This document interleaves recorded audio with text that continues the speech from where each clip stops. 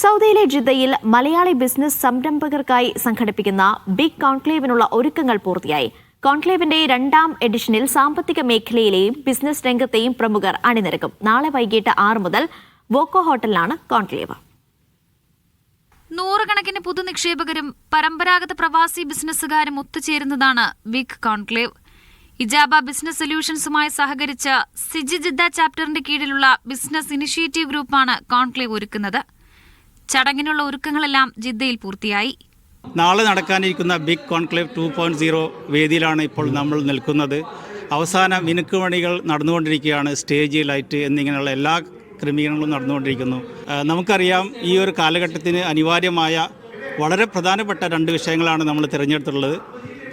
ഇനിയും രജിസ്റ്റർ ചെയ്യാൻ ബാക്കിയുള്ളവർക്ക് ഒരു അവസാന അവസരമായി കണ്ടുകൊണ്ട് എത്രയും വേഗം രജിസ്റ്റർ ചെയ്യുക.